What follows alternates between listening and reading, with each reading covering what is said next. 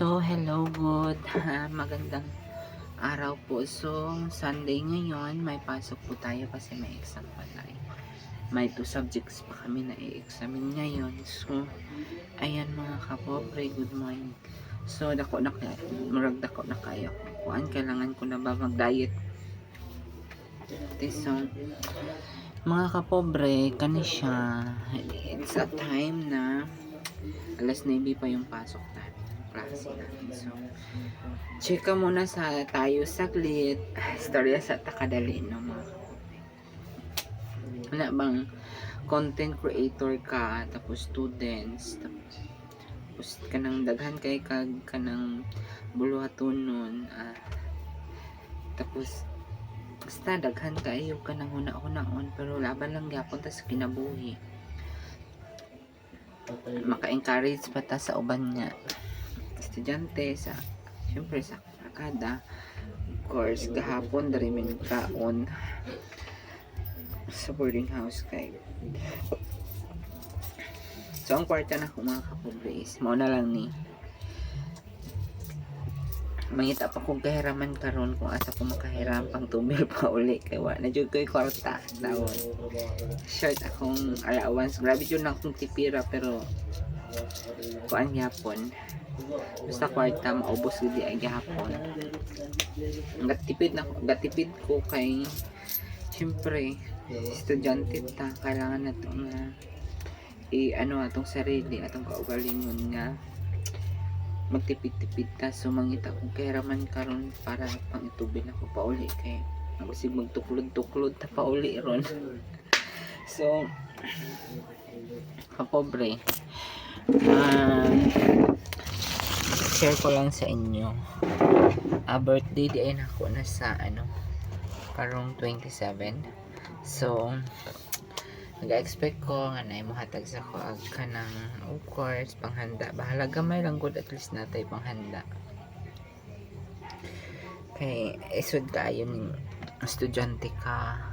Nagsabay man gud akong gastuhon nun kanang kanang nag-prelim exam na man gud mi. So, medyo gastos jud kaayo, dili jud ta makatipid as estudyante ta, students ta, di ta makatipid kay sama mo eskwela ta, kitay mo budget sa atong kaon, kitay mo budget sa atong foods. Kape nimo kanang mo budget sa nimo kanang tawag ni kanang mga sabon, pangsudan, kagulay-gulay na lang gani mi usahay. Magdala si Ate Charilo dere sang sudan, gulay. So, next week ang amon sabot is maadto mi sa ila kay mangita og gulay na pud, mangita na pud mi gulay kay at least may healthy living lang man ta, magdugay-dugay pud ta sa dere sa kalibutan. Okay. Usahay manggod kanang ang problema nako, wala na lang nako nang mura ginabaliwala na lang nako sa kung kaugalingon kay lisod kayo ko stress eating kayo ko mga kapobre mo nang lisod kayo ko kanang ako yung nauna-un gamay nakoy maka-stress akong nauna kaon dayon akong kaon dayon ng akong nauna kanang mangita kog kuan ba kanang si akong sima-simaon anak god. So, lang yun ta mga kapobre kanang bisan lisod, pero siguro gihatag ni sa ato sa Ginoo nga amo ni nga sitwasyon karon kay of course kay dili man ta mahimo, dili man mabuo atong pagkatao kung wala tay problema, di ba? Tama ba ko? So, siguro ang ginapasalamatan ko lang kay the way ko nga man ako'y problema is kanang masolve lang gud siya, kanang nangita kong paraan or way nga masolve siya, pero bisan adlaw-adlaw tatagaan sa problema as long as nga na si God nga mag sa to mag-guide mo ano sa among kanang ano ka sa iya ba kanang believers gud kaniya, faith believers kaniya. So dili kaniya pasagdaan. On behalf sa akong bisan ning ani ko gina-discriminate ko kay tungod LGBTQIA ko. So member ko sa LGBTQ, transgender, mga something ana gina-discriminate ko because sa akong sa akong kaugalingon.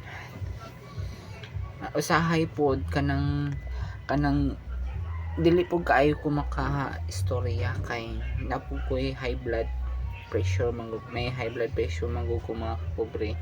Manang usahay mo ano akong dila kay usahay magkalitra kataas akong dugo, pero na ako'y maintenance, duha ako maintenance lasartan og amlodipine. So morning lasartan, after pagkagabi is amlodipine. Ano na siya kapobre, aming kamot lang tas kinabuhi kay ako. Ang goal sa akong kinabuhi is para makahuman ng Dios, matabangan akong, siyempre gusto pa na akong makaano kay Papang, kay naluoy jud ko sa sitwasyon ni Papang, as in promise. Kay kuan lang, kay kung sa una manggod wala sang naga-encourage sa ko ang maeskwela tong 2012 ako, nang wala pa gud ko'y force akong kaugalingon nga i-pursue gud ang ano kanang education. So 2012 is nag-exam ko sa alternative learning system while working sa Davao. So nakapasa ko, pero siguro as a human being kanang reality sang tao, good realidad sang tao, kay wala man sang mugasto sa to mag-eskwela sa una. Wala man ko'y ginaano nga wala ko gina-encourage, pero naman gud sa ulahi ang pag kanang mahay. Kay syempre wala may mahay nga naa sa una, di ba? Naman permiti sa ulahi. So karon siguro hindi pa man ulahi ang tanan nga maningkamot na maeskwela nga makahuman ta, as long as nga buhi ta, maano ta mga kapobre kanang kaya nato nga maningkamot para sa atong kaugalingon, sa atong pamilya ug sa ubang tao. Ana lang siya. So have a blessed Sunday everyone, and thank you for watching.